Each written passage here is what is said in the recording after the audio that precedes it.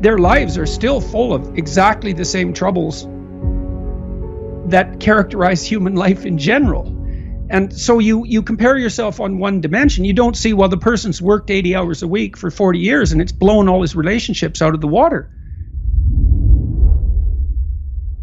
You really are your only comparison group, especially as you get older, because your life is so idiosyncratic and peculiar that look, you have to care what other people think. It's stupid to think otherwise because you have to be social and you have to be aware of what other people are doing and all of that. So this isn't psychopathic individuality, but it is genuinely true that no one has your set of opportunities and limitations. And so the comparison just isn't real. It can't be sufficiently multidimensional.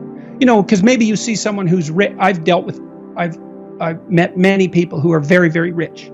And you can look at their lives and they have these huge houses and material plenty, and they're shielded from many catastrophes that would hit someone without those resources harder. But their lives are still full of exactly the same troubles that characterize human life in general. And so you compare yourself on one dimension. You don't see, well, the person's worked 80 hours a week for 40 years and it's blown all his relationships out of the water. It's like, yes, he's rich, but he's also old now. He's 60. And one of the best predictors of wealth is age. Really, do you want to be young and poor or old and rich? It's like, I'd pick young and poor because you can't buy youth.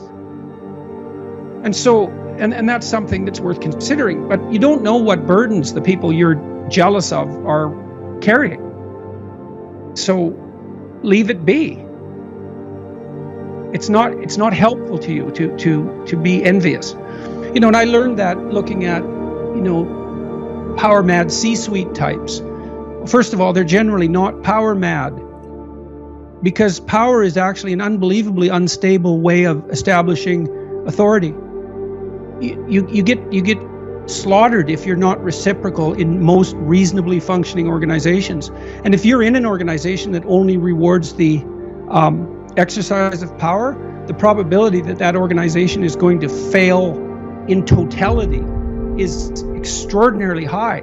Because it's a tyrannical organization, it'll lose touch with its customers. So the C-suite types, they're working nonstop. Corporate lawyers in New York, they make $700 an hour, but they work all the time. And there are people who are suited for that. But it isn't obvious that that's for everyone, or that it should be, or that it's even desirable. Now, it's a temperamental issue to a large degree. Many of those people are hyper-conscientious. And so if they'll work, wherever you put them, what they would do is work. That's who they are. And it's biological as well. It's not all biological because traits are affected by learning and by environment in complex ways. But a huge chunk of it is that you're born like that. And that has advantages and disadvantages. So conscientiousness is a good example. It's a good predictor of long-term life success. But people who are conscientious tend to tear themselves apart if they become unemployed, for example. Sometimes you get laid off. You worked hard, but you get laid off. Well, people who are conscientious will tear themselves into pieces with guilt in that situation because they tend to attribute so much responsibility to themselves. And so there's a price to be paid for conscientiousness. It opens you up to a certain set of vulnerabilities. So, and you might be somewhat unbearable to your family too, because all you ever do is work. You think, well, you want to be you want your father, maybe your husband, perhaps your wife, to be a good provider, but you want them to do that at the expense of everything